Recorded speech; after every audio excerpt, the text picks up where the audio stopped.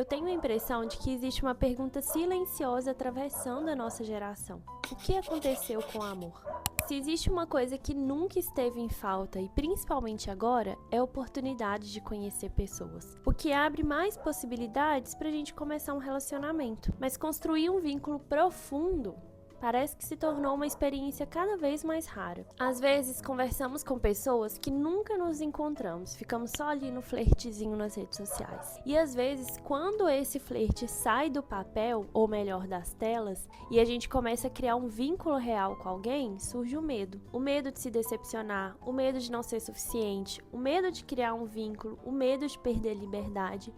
E aí as relações acabam se sabotando. Hoje a gente quer amar sem correr risco, a gente quer criar intimidade sem se expor. Só que o amor nunca funcionou assim, e talvez seja por isso que a gente se decepciona tanto. Existe uma frase de Freud que me acompanha desde a faculdade, e sempre que eu me reencontro com ela, ela tem um significado diferente. Nós nunca estamos tão desprotegidos diante do sofrimento quanto quando nós amamos. E eu gosto tanto dessa frase porque ela desmonta a ideia de que quando nós amamos, nós sentimos somente coisas boas. E não é. Amar sempre vai existir algo que não está sob o nosso controle. Quando você ama alguém, você não controla o que o outro sente, não controla o tempo, não controla o futuro, não controla o desejo de outra pessoa. Talvez seja justamente isso que nos atrapalha a amar. Porque hoje a nossa cultura nos ensina a controlar praticamente tudo. Controlamos a nossa rotina, a nossa produtividade. Pensamos antes de responder uma mensagem para não parecer interessado demais. Esperamos o momento certo para demonstrar afeto. Pedimos o chat GPT para responder uma mensagem pra gente. Mas existe uma experiência humana que nunca aceitou ser administrada dessa forma.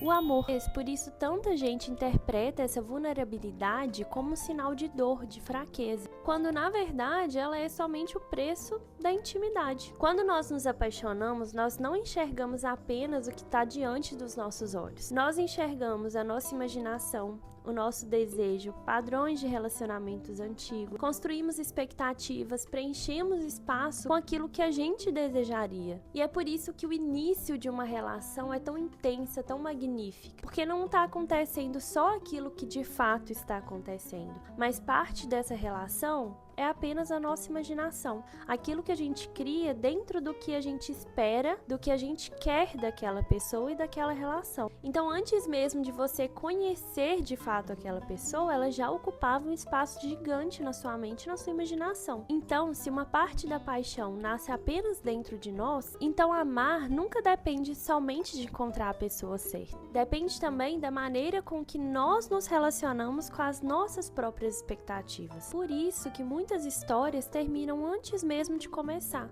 Elas terminam quando a idealização acaba, quando duas pessoas reais se encontram além do imaginário, com seus defeitos, suas crenças, suas diferenças.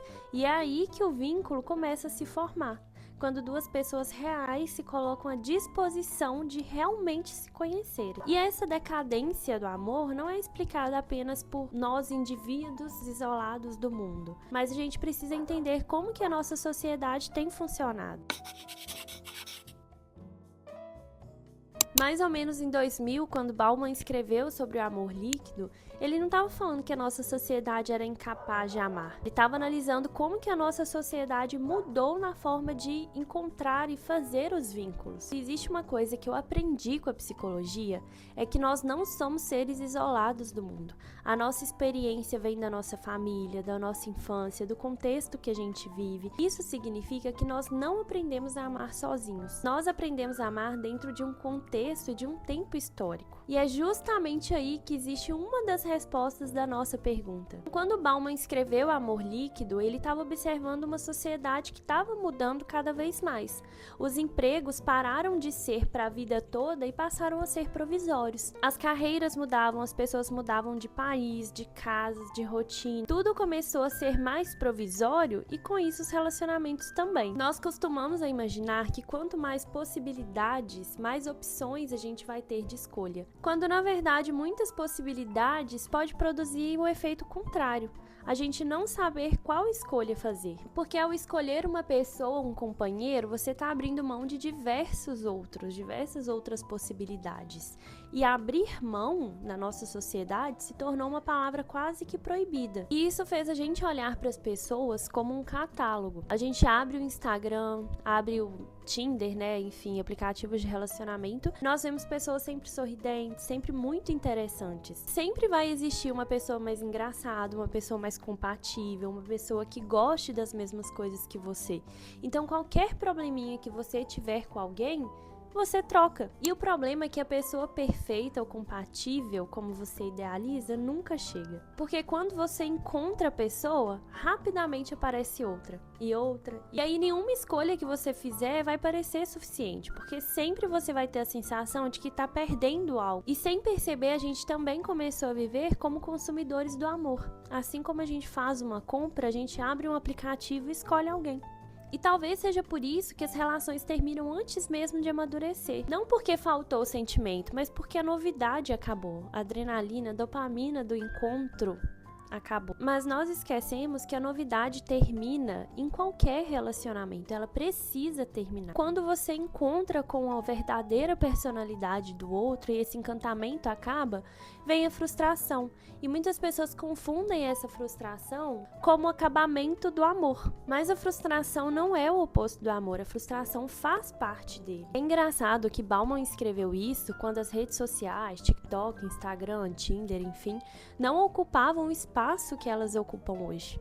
Imagina o que isso fez com a nossa sociedade. Eu fico pensando também o quanto isso moldou a nossa percepção de relacionamentos.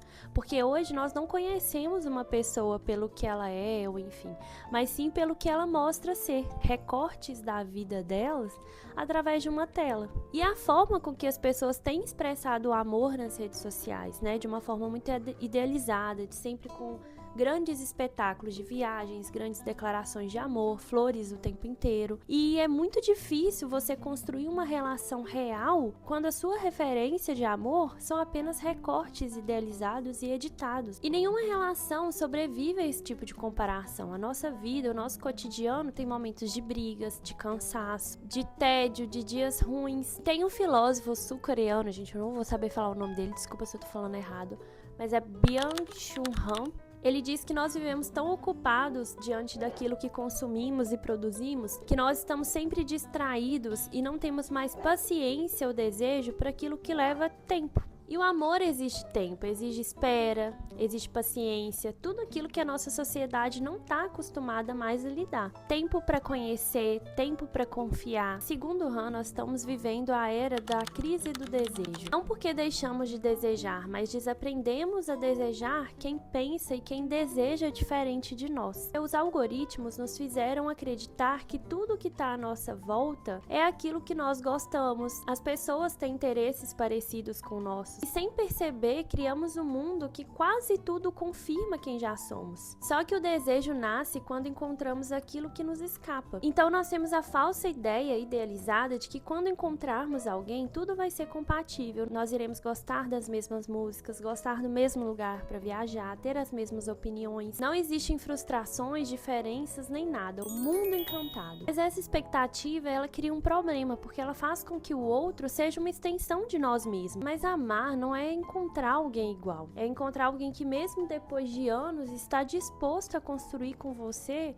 algo diferente. E talvez seja por isso que a gente está tão cansado de se relacionar. Nós queremos controlar tanto uma relação que a gente elimina aquilo que realmente traz o brilho para ela. E hoje nós ouvimos o tempo inteiro que nós precisamos estar completos, totalmente curados para nos relacionar. Apesar dessa ideia ser uma ideia muito bonita, ela traz uma missão quase que impossível, porque todos nós temos falhas, faltas, medos, contradições, desejos que nem nós mesmos compreendemos. Isso não é um problema. A falta, a falha, ela vai existir em todo sujeito, em todo ser humano. E é justamente porque existe uma falta que nós desejamos. Se o nosso desejo estivesse completo, nós não desejaríamos nada. O desejo nasce na incompletude e isso faz a gente ver o amor de uma forma diferente. Nós não amamos porque nós encontramos alguém que nos completa. Nós amamos porque nós podemos dividir e nos sentimos confortáveis em dividir nossa existência com outra pessoa. Uma frase que eu escuto com muita frequência, que é: eu quero um relacionamento, mas quando eu começo a gostar de alguém, eu me afasto. Hoje eu entendo perfeitamente, porque existe uma diferença enorme entre desejar um relacionamento e sustentar a intimidade que um relacionamento exige. O Winnicott foi um psicanalista e pediatra inglês que passou grande parte da sua vida pesquisando como que os vínculos começam. Ele criou uma das teorias mais interessantes, o verdadeiro e o falso self. Explicando de forma simples, o verdadeiro self é quando você pode ser você mesmo, como o nome mesmo diz, quando você não precisa se esconder para ser aceito. Já o falso self, o contrário, você precisa esconder partes de si, porque você sente que se você se mostrar de verdade, você não vai ser amado. E o problema desse falso self, desse personagem que você não se mostra para o outro, é que você não cria um vínculo real. E eu sei que isso assusta, porque vem o medo de não ser escolhido, não ser amado, não ser desejado, não ser aceito. Tem uma frase de Winnicott que eu acho muito bonita, que existe um alívio em você deixar de representar. E eu acho essa ideia muito bonita porque talvez seja exatamente isso que nós, da nossa geração, que estamos performando tanto, estamos procurando. Um lugar que nós podemos ser nós mesmos, que nós não precisaremos performar.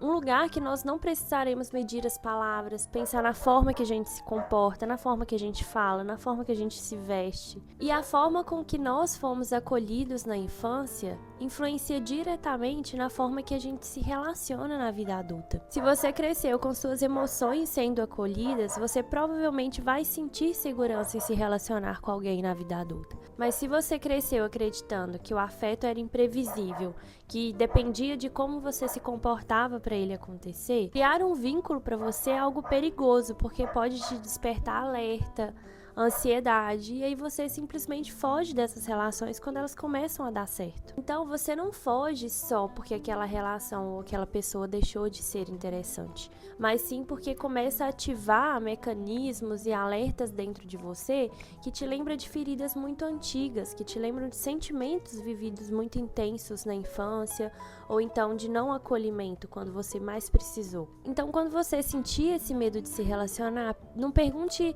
o que tem de errado com você. Pergunte de onde esse medo vem.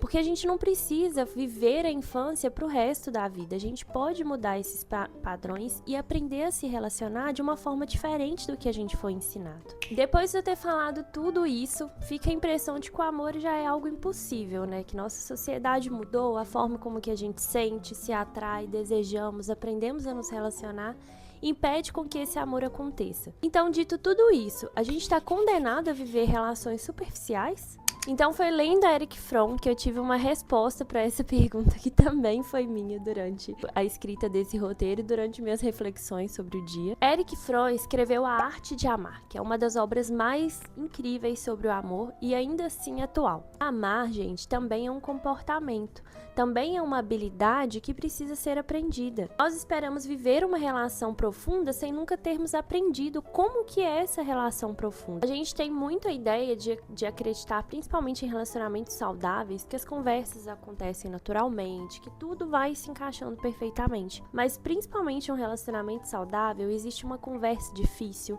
exige abdicar de coisas que você gosta para não chatear o outro parceiro, claro que de uma forma equilibrada. Quando eu comecei a pensar e escrever o roteiro desse vídeo, a pergunta norteadora era: por que nós não nos apaixonamos mais? Depois de percorrer tantas ideias e tantos autores, talvez não seja mais essa pergunta do vídeo. Porque olhando verdadeiramente para tudo que a gente passou aqui, conversou aqui, não é que a gente não se apaixona mais. Nós ainda imaginamos um futuro perfeito, um casamento, filhos, uma grande família, uma casa bonita. O que mudou foi o modo com que esse desejo tenta sobreviver. Existe uma frase de Clarice que me acompanha muito e eu sinto muito ela, que fala assim: liberdade é pouco. O que eu desejo ainda não tem nome. E sempre que eu leio essa frase, eu penso no amor. Porque existe uma parte desse amar que não cabe em definições, em algoritmos, em telas de celular, em likes no Instagram, em comentários em foto ou uma mensagem no direct. O amor é o encontro de duas histórias que vão sempre continuar sendo imprevisíveis. Nós passamos muito tempo tentando evitar o sofrimento, quando na verdade ele faz parte da existência humana, a insegurança, a angústia de estar vivo.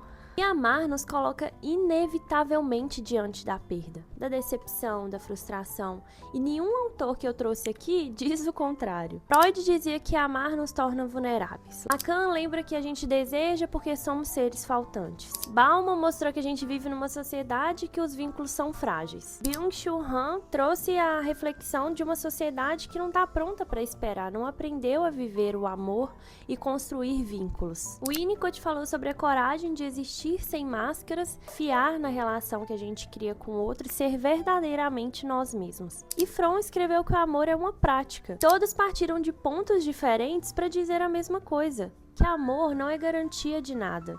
É você existir nele sem precisar da garantia de que será eterno, de que será feliz para sempre. Porque quem ama nunca vai saber de fato o que vai acontecer, mas ama apesar disso. E essa é uma das experiências mais sensíveis e mais bonitas da vida. Nós estamos tanto com essa ideia de independência emocional, que não é errado, mas quando ela passa a ser de uma forma exagerada, nos faz acreditar que nós não precisamos de ninguém, quando na verdade nós somos humanos, nós somos feitos de relações, nós somos transformados pelas pessoas que passam na nossa vida. Como eu disse, a nossa geração não deixou de amar. Nós queremos um amor que nós não precisamos performar para ele acontecer, para ele ser escolhido, para nós sermos amados e validados. Nós queremos um lugar que nós podemos ser vistos com as nossas contradições, com os nossos defeitos e ainda assim sermos escolhidos. Então eu gostaria de terminar esse vídeo te deixando uma pergunta, não para responder agora, mas para toda vez que você pensar no amor e no amor que você deseja viver, você se faça ela. Você tem dedicado mais tempo em encontrar a pessoa certa ou se tornar alguém capaz de construir esse amor quando ele acontecer? Eu agradeço por você ter ficado aqui comigo, dividir esses minutinhos comigo. Espero que vocês tenham gostado do vídeo e a gente tenha refletido sobre o amor juntos. E me conta aqui nos comentários o que você achou que mudou na forma com que nós amamos. Eu vou adorar ter essa conversa com você. Um beijo e tchau!